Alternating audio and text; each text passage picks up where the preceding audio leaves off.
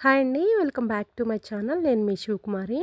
ఈరోజు వీడియోలో టమాటో రసం చాలా అంటే చాలా టేస్టీగా ఉంటుందండి. ఇది ఆంధ్ర సైడ్ టమాటా రసం అనమాట.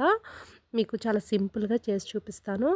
మీకు ఇది ఒక్క రసం ఉండి దీనిలో అప్పడాలతో అయినా తినేసేయొచ్చండి. ఏదైనా సైడ్ డిష్ ఏదైనా ఉంటే తినొచ్చు. అంత టేస్టీగా ఉంటుందండి.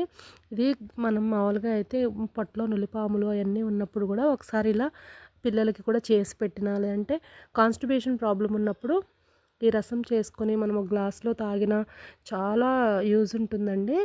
సో ఒకసారి అయితే మీకు మా ఆంధ్ర స్టైల్ టమాటో రసం అయితే ఎలా పెట్టుకోవాలో నేను చేసి చూపించబోతున్నాను. దీనిలోకి కాంబినేషన్గా నేనైతే అరటికాయ ఫ్రై చేశానండి. అది కూడా వీడియో పోస్ట్ చేస్తాను. ఎవరికైనా ఇంట్రెస్ట్ ఉంటే ట్రై చేయండి. ఈ వీడియో కనుక మీకు నచ్చితే కంపల్సరీ లైక్ చేయండి, షేర్ చేయండి, సబ్స్క్రైబ్ చేసుకోండి. ఇప్పుడైతే వీడియోలోకి అయితే వెళ్ళిపోదాం. ముందుగా అయితే ఒక బాండీ పెట్టుకొని, ఒక మందపాటి బాండీ పెట్టుకొని, మనం ఎక్కువ కడాయిలు యూజ్ చేయకుండా దీనిలోనే రసం మొత్తం పెట్టేసుకోవచ్చు. తర్వాత ఒక స్పూన్ వరకు ఆయిల్ వేసుకొని, ఒక ఆనియన్ సన్నగా ముక్కలుగా కట్ చేసుకుని వేసుకోండి బారుగా. తర్వాత 3 టమాటోస్, మీడియం సైజ్ టమాటోలు 3 వేసానండి. దీనిలోనే కొంచెం చింతపండు, ఒక నిమ్మకాయ సైజ్ అంతా చిన్న, మనం ఆల్రెడీ పులుపుకి టమాటాలు కూడా వాడుతున్నాం కాబట్టి ఎక్కువ చింతపండు పట్టదు. సో 3-4 రెబ్బలు వేయండి సరిపోతుంది. ఇది మొత్తం కొంచెం మెత్తపడితే సరిపోతుంది. మరి ఓవర్ కుక్ అవ్వాల్సిన అవసరం లేదు. కొంచెం టమాటోస్ అన్నీ సాఫ్ట్గా అయ్యే వరకు ఉడికిస్తే సరిపోతుంది. ఇప్పుడు చూడండి, మనకు అన్ని చింతపండు, ఉల్లిపాయలు అన్నీ మెత్తగా, టమాటోస్ కూడా సాఫ్ట్ అయిపోయాయి కదా. ఈ స్టేజ్లో కొంచెం స్టవ్ ఆపేసుకొని చల్లారి పెట్టుకున్న తర్వాత మిక్సీ పట్టేసుకోవాలి. ఇదంతా మిక్సీ పట్టుకున్న తర్వాత మనం ఏదైతే కడాయిలో ఉడకబెట్టుకున్నామో దానిలోనే వాటర్ తీసుకోండి. మీరు ఎంత క్వాంటిటీలో పెట్టుకుంటున్నారో ఈ మూడు టమాటాలకి సరిపడా ఒక 1.5 లీటర్ వరకు వాటర్ పోయండి.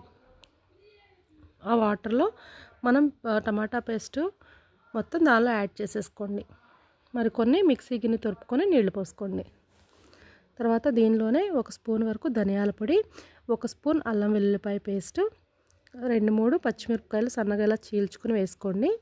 కొంచెం కొత్తిమీర, రుచికి సరిపడా ఉప్పు, చిటికెడు పసుపు, కొంచెం మిరియాలు కూడా క్రష్ చేసుకుని అప్పటికప్పుడు క్రష్ చేసుకుని వేసుకోండి. చెక్కాబద్దాగా చాలా బాగుంటుంది మిరియాల టేస్ట్. మనకి ఇవి పొట్టలో నులిపాములు ఉంటే పిల్లలకి చాలా యూజ్ అవుతుందండి. కాన్స్టిపేషన్ ప్రాబ్లం ఉన్న ఈ మిరియాలు వేయడం వల్ల చాలా మనకి లోపల ఏమన్నా ఇన్ఫెక్షన్ అలాంటివి ఉన్నాయో తగ్గుతాయి అన్నమాట. మిరియాలు చాలా యూజ్ అవుతాయి. సో ఈ మిరియాలు కూడా పౌడర్ చేసి వేసేసిన తర్వాత అన్నీ కలిసేలాగా కలుపుకొని బాగా తెరలకాగనివ్వాలండి, అంటే మరగనివ్వాలన్నమాట. బాగా మరిగిన తర్వాత మనం పోపు వేసుకోవడమే. చాలా సింపుల్ అండి. మరొక కడాయి పెట్టుకొని కొంచెం ఒక 2 స్పూన్స్ వరకు ఆయిల్ వేసుకోండి. వెల్లుల్లిపాయలు, ఎండుమిరపకాయలు, జీలకర్ర కొంచెం ఎక్కువ వేసుకోండి. జీలకర్ర, ఆవాలు, కరివేపాకు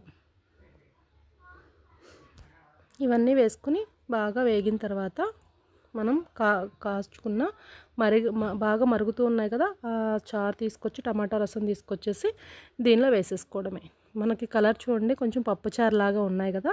మనం మిక్సీ పట్టుకున్నాము. కొంచెం పసుపు నేను ఎక్కువ యాడ్ చేశానండి. మీకు అవసరం లేదు అనుకుంటే కొంచెం తగ్గించుకోవచ్చు.